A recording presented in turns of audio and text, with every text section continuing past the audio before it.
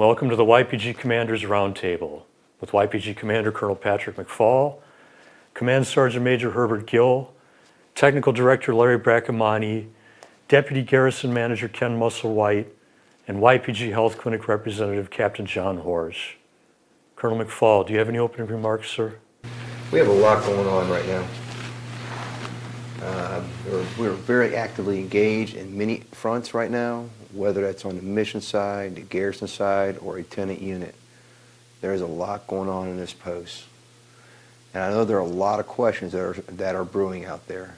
And hopefully in this discussion we have here with the team, we can hopefully get after some of those questions.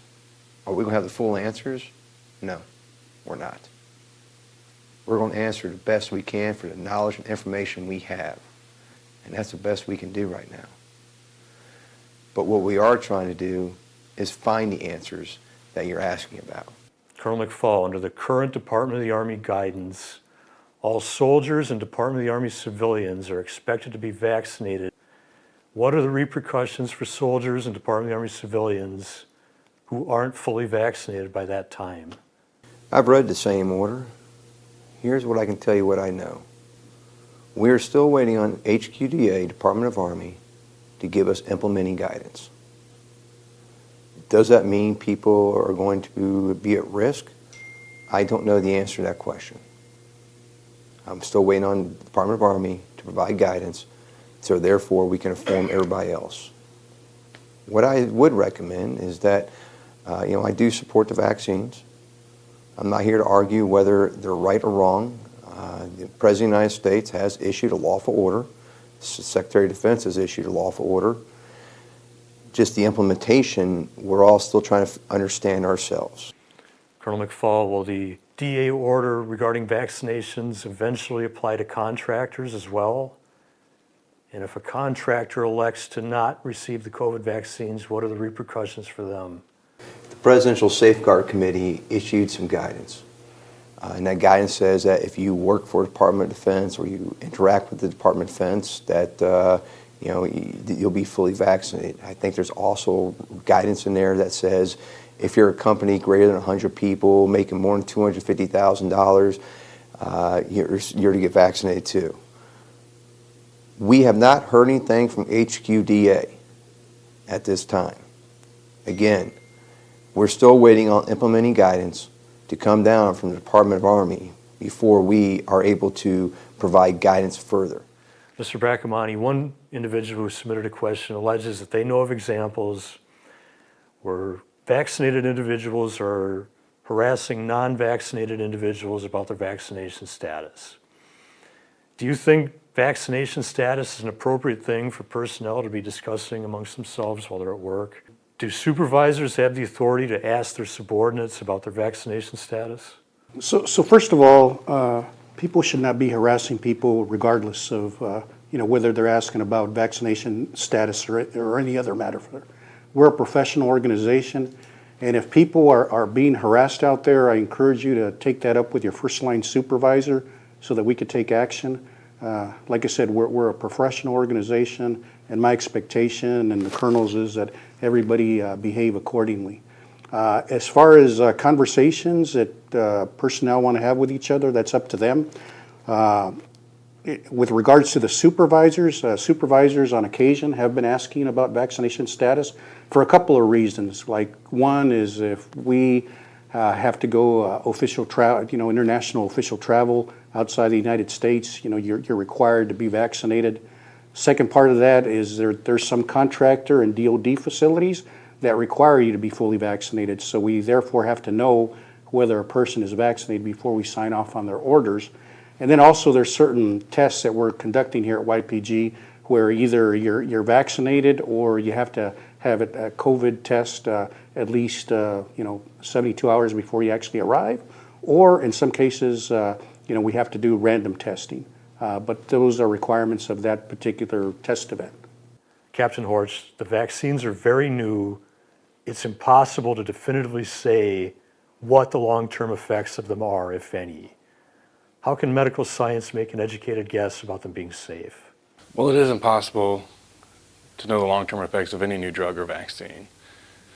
But what I can tell you is that these vaccines have been created using science that has been around for decades, that it is much safer than acquiring the disease, and that it prevents the spread of disease and the severity of the illness. Captain Horsch, earlier this week, we lost former General Colin Powell to COVID-19. He was fully vaccinated. Does his death reflect poorly upon COVID vaccines? So my condolences to Colin Powell and his family. And I can't speculate on any comorbidities that he had that may have complemented the disease process. The only thing that I can attest to is that he was 84 years old. And I think it's more important to think about the statistically significant data, which comes from the CDC. So since December of 2020, we've given 400 million doses.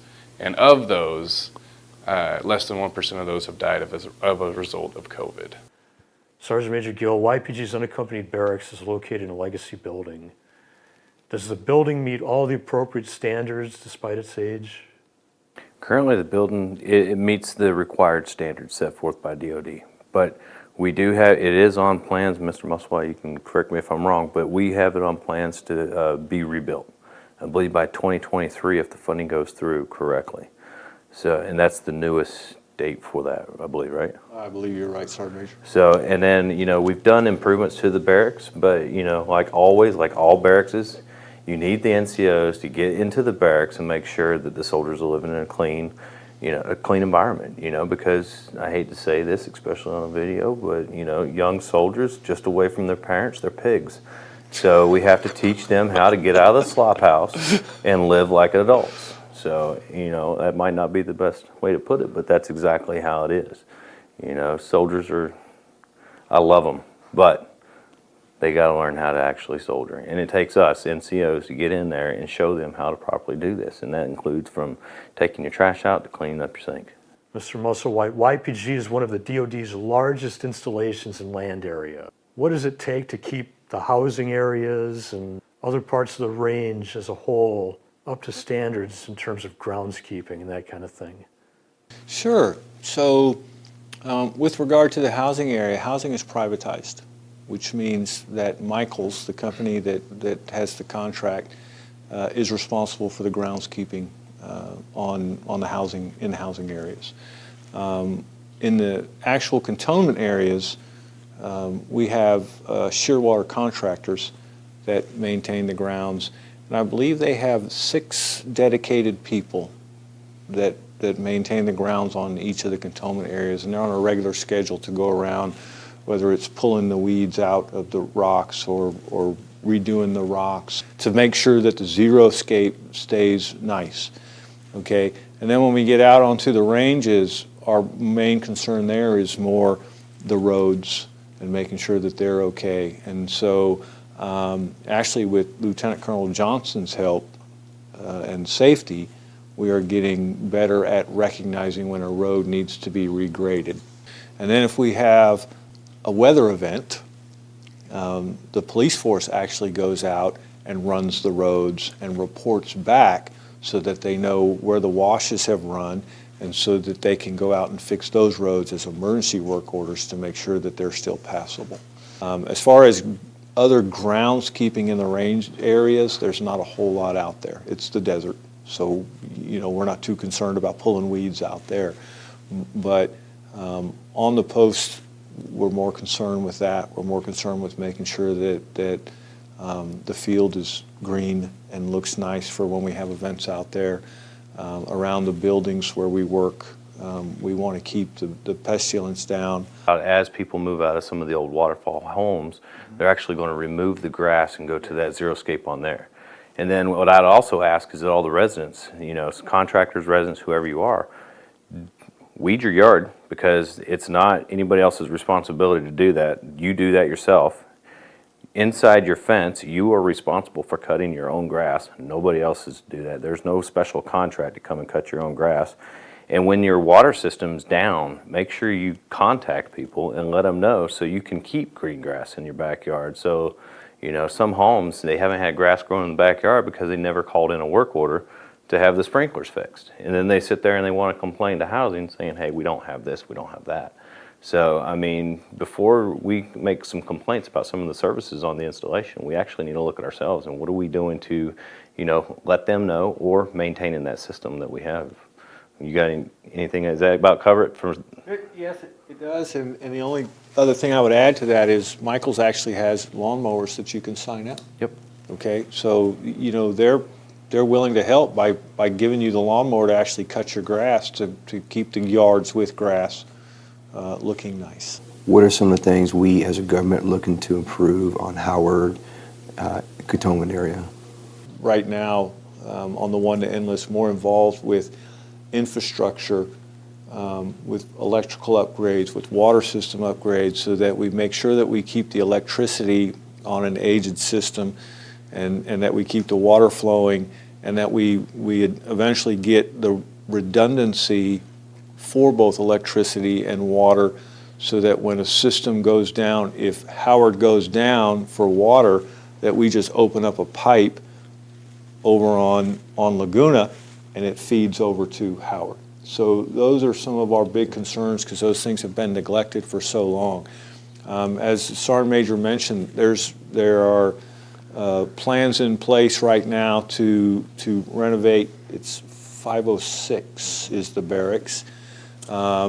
There are plans in place to renovate 1004, but those are not programmed yet.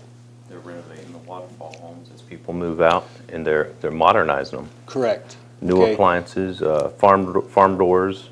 But the waterfall homes right now are all scheduled to be out of life cycle in Yes. 2034. And when they are, as those houses are vacated, they will no longer be used. Yep. Okay, and then that will be the opportunity for Michaels to demolish those homes and build new homes in there. 10 for 10, correct?